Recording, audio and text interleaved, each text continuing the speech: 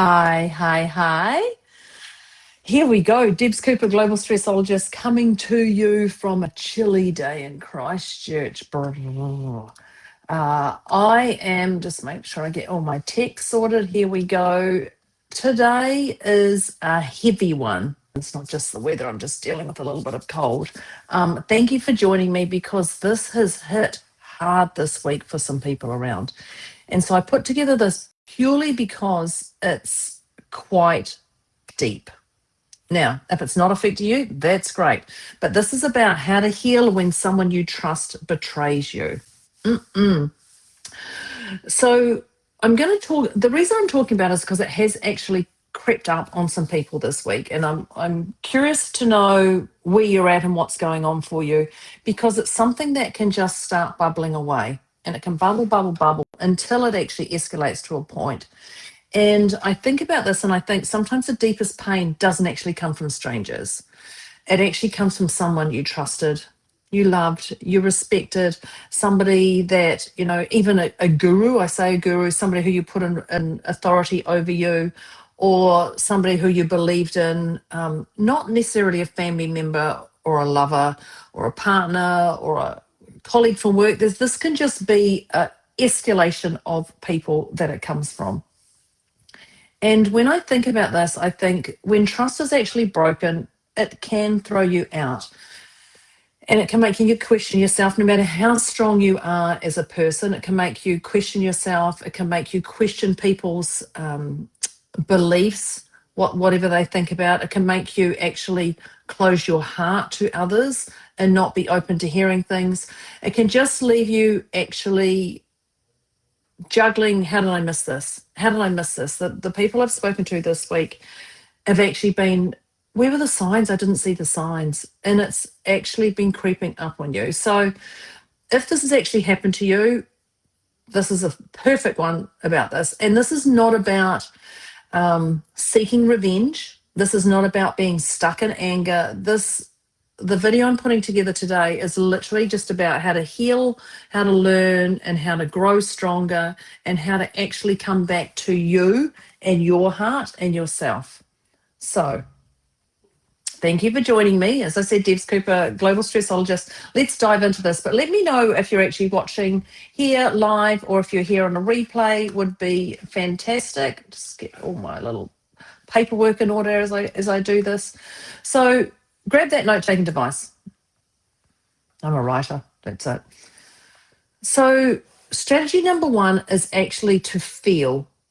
And I want you to feel, and people are like, don't feel, you want to block it up, you want to hide it. I'm talking about how to feel it without actually judging yourself, because there's a level, just move this out of the way, because there's a level of actually judging ourselves that we do. Oh, man, technology, do not disturb. Let's get that going. Now, when I think about the hurt, about feeling the hurt, because we're labeling it hurt without judging yourself, you can say things like, I'm fine, I'm fine, I'm fine, I'm putting on a show, when you're actually not. Or you're just walking somewhere and you feel it deep down and suddenly you become tearful, or you become angry, or even you become numb. You also start feeling the sense of, I'm so silly, I should have known. I should have known how they were. I read the signs, I believed they were going to treat me differently. Anything like this, but anything that's sitting in that mind. And this could be something like a friend's just lied to you and you're pretending it doesn't matter, but later you actually feel on edge. So has that happened to you? Yes, absolutely. So here's a little few things about when I'm saying feeling the hurt, but it's really important to not judge yourself. I just need to emphasize that so much. So moving from this, you're going to actually admit it. You're going to name it. Like they say, name whatever's going on, name it. Name that I'm actually hurt. I'm actually feeling betrayed, whatever that is. Don't worry about labels, whatever that is, you can feel it. So you have to admit. You have to admit it. You have to rip the Band-Aid off and go, yeah, I'm actually feeling like crap for this. And you're going to let yourself grieve, and grieving can come whatever way it feels like for you, but you're going to let yourself grieve and you're going to let yourself feel this and not avoid it. I just can't emphasize this enough, because when we try and block our tears and block our emotions, it just bubbles and bubbles, and we can band-aid over everything, but the truth is we're going to have to rip the band-aid off at some stage. So when I say let yourself grieve, you can do that in different ways. You can journal, you can cry, you can walk, you can talk, you can whatever that is. One of my dear friends, when she was doing some grief, she actually went through and she walked, and well, she's a walker anyway, but what she did was she walked, and even when it was so painful, she had to cry because the weather was so cold that everything was so painful, so she actually got to release her emotion. And you must do that. You just can't bottle it up. I can't say it enough. And so when we talk about healing, if you're going to heal through this, it actually has to start with your honesty. And no one else can tell you what to do. This is actually about you being honest with what you have in front of you. So I want you to feel it as much as it feels painful, as much as it feels painful. I just know in my 20 years experience, you can't bottle things up, because when it bottles up, the cobra comes out, and that cobra comes up and it bites. And when it bites somebody, you've got a little bit of thinking to do. So the other one I'm talking about is to stop making their choices mean something about you. Stop making their decisions about you, because you're going to start questioning yourself. Was I not enough? Did I not do everything I could? Is everyone going to be happy with me? Am I going to upset others? You literally just fall into a self-doubt about yourself, and you blame yourself, and actually you don't even think it's your fault. You believe it's your fault, that because you did ABC, this is the result. And when you're doing this about this, you're making this about you, you actually get to the point where you start feeling rejected or ashamed. Now, I want to talk just a little bit about feelings as I say this, because they do what they do. You chose to feel in that situation. You chose to feel rejected because of their actions, which is perfectly fine. But just know that this is all a choice for you. So stop making their choices mean something about you. The only thing you can do is make your choices about you. So what you're going to do is you're going to remember that their behavior is them. This reflects them. This is it. This is their behavior. This is their pattern, whatever it is. If it's a pattern or it's something new and you're not seeing it, whatever it is, this is about them. So their behavior, because we're labeling their behavior, because your behavior is something different. Your behavior is yours. Their behavior reflects them, as your behavior reflects you. Yes, yes, yes. And you can label it lack of integrity, whatever you want to label it. Their lack of integrity is actually not your identity. It's not your identity. And you're going to separate their actions from your value. This is their actions, my values here. This is not their actions and my values here. This is their actions and this is my value. You're going to separate the two. You can't have them both together, because their actions is theirs, your values yours. And this is one that I've learned more recently, probably in the last couple of months, is actually speak gently to yourself. So when I talk about stop making the choices mean something about you, speak gently to yourself. Whatever that looks like for you, speak gently to yourself. The next one I'm going to give you, the next tip I'm going to give you is removing them from the pedestal. And when I say that, the pedestal, we have people on a pedestal who we look above us and we go, yay, whether they're a mentor or anybody else, we look at them above us and we perceive that we are down here in the pit. So when we're thinking about this, I want you to remove them from that pedestal. I want you to take them off that pedestal. My accent. I know Kate's probably going to message me and say, what's your accent going on? Thank you, Kate. So you can look at people, and this doesn't necessarily have to be a mentor or a guru. It could be a partner. It could be somebody else in your world, whatever that is. And I want you to think about this, and I want you to think that they had, what's going on here? They had all the answers. Here we go. They had all the answers. You think that they had all the answers. And we do this. We meet someone new and they say, oh my gosh, you should try this. You're like, yeah, definitely. I'd love to do that. Or a family member or a mentor, even these tips that I'm telling you. Don't turn against me. Don't. Whatever it is. So I want you to think about this, because when we're removing them from the pedestal, there's different signs that we have. We talk about the red flag and the green flag, and this is I'm all in and all this. And we start to get those pink ones that come in and we're like, oh. The pink flags are actually red flags, by the way. we just don't see them until they get to a red flag. So I want you to see where you actually ignore those red flags because of their status. I watched a call the other day, and I sat on a call, and it was not inspiring for me. I truly struggled with it.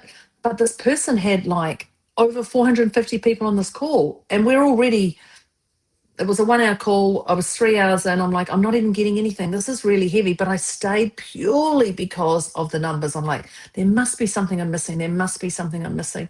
And clearly there was. But it really made me go, wow, I'm actually ignoring all this stuff.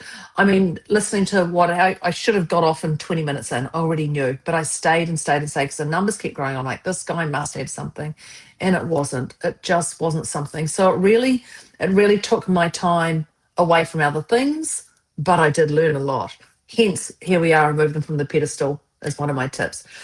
So I want you to respect the lessons and not worship people. Respect their content, but don't actually go, yay, they've got all that. Wow, they're amazing. Everyone has two sides. Humans are humans. They will always choose what's best for them over you. And this is real estate agents. They're like, yeah, but the vendor, they should be working for the vendor. No, they should be working for the buyer. They're going to work for themselves. Salespeople, car salespeople. We talk about car salespeople. I haven't done that one for a while, but they're going to do the best decision for them. When people upsell those warranties, they're doing that for them. They're not doing it for you because they know that product breaks in 2 years or under 2 years. They're not doing that for you. They're doing that for them. Humans are humans. They will always put themselves first, just like you. And I want you to think about what those moments you have if you don't believe me on that. Now, I also want you to let discernment replace blind devotion. Now, discernment means I can see everything. I can see everything, because blind devotion is where you go and you jump in and you pay something on emotion, and then you regret it, whatever that is that can take you off track. So when we think about this, I also want you to put yourself back on the pedestal. I want you to go, what value do I have here? What am I needing to learn? What are those things that I'm skilled at? Because if you can put yourself on that pedestal, you're not going to look down or up at people. You're just going to be even with people. And that's an absolute gift for what's happening in this world. The next one I'm going to say is, a memento, is you're going to rebuild your trust with yourself first. You're going to rebuild your trust with yourself being number one. Because what happens when somebody betrays us, I'm just using that word betrayal because it seems to be the heavy word of the month, is you go into fear of trusting anyone. You may have been in a relationship where someone's gone outside the relationship and you've broken up with them. So you're never going to trust a man or a woman again, or your family's done something and you're really holding on to that. So what happens is when we're rebuilding this trust with yourself first, don't think of other people. Because you become fearful of actually trusting anyone. You overthink everyone. You overthink everything. You ignore your intuition. You become guarded. You become like an investigator. I don't believe this is what's happening. There must be something else. And you actually end up shutting everybody out. So this is not what this is about.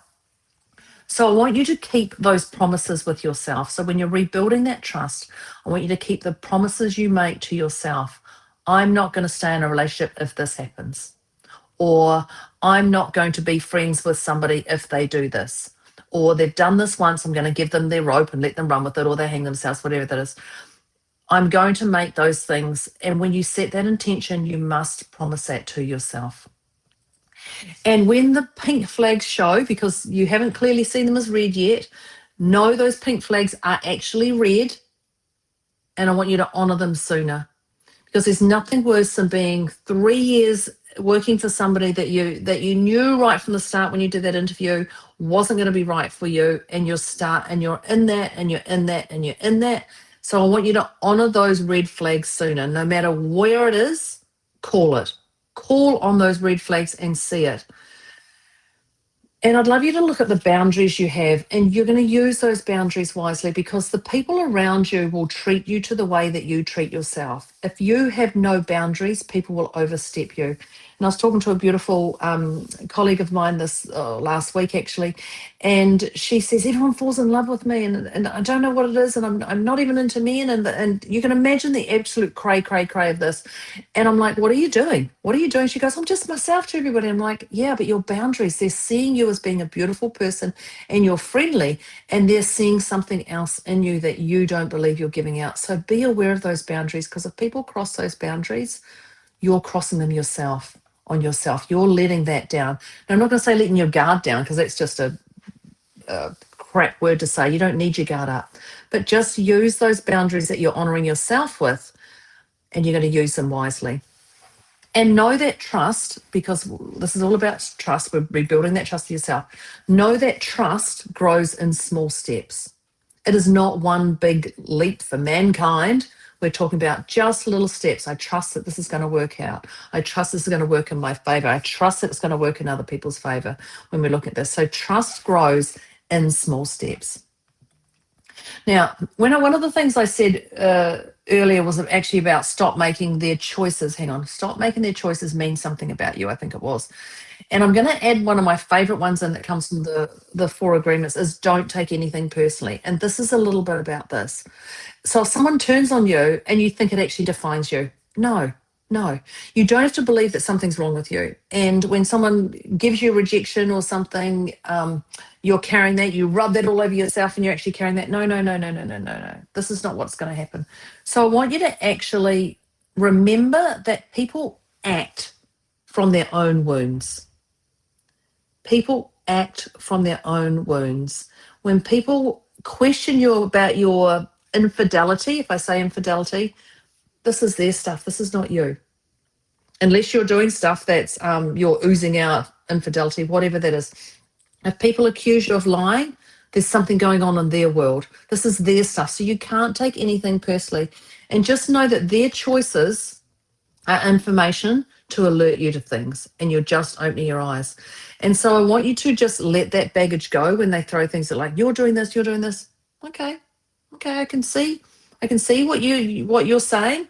Seen, heard, acknowledged. You don't have to agree, but as long as you can see them, you can hear them, and you can acknowledge them. That's all it is. This is the only way, because we want to protect our serenity. We want to protect our space. We want to just make sure that we're inspired about what we do. So please don't take anything personally. When people say things to me personally, I'm like, okay, great. And it gives me an awareness of actually who they are. Because when they're saying things to you, it's all a reflection of them. Whatever's going on in their world that they're saying to you is actually going on in their world. So it's not about you. Now, the other one, it's like giggle, is, I'm going to talk about the glitter bomb.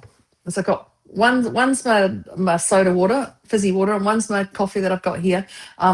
Clearly couldn't decide between the two. So I want you to do what lights you up, whatever that is. And I'm not talking about motivation. I'm not talking about a spark and falsifying anything. Because when you're betrayed, labeling the word betrayal, when you feel betrayed, you actually lose this. You can't function. You just feel you're down in the pit. You don't know what's going on, and that's it. So I want you to do something daily that lifts you. If you can only do one thing, do one thing. If you can do little pockets throughout the day, every hour do something. After a consult, I'll go outside and I'll walk outside no matter what the weather is. I'll just go out and have a quick brief walk around, just assess, bring in different energy, bring in a different vibe for whatever that is. I'll clearly drink out of my Tomo water bottle or my Tomo coffee cup, whatever that is. I have sparkle. I've got my little glitter here on my face today. This is putting a little bit of things. This is the things that light me up. If I don't have my glitter, I start feeling depleted. And so it just has that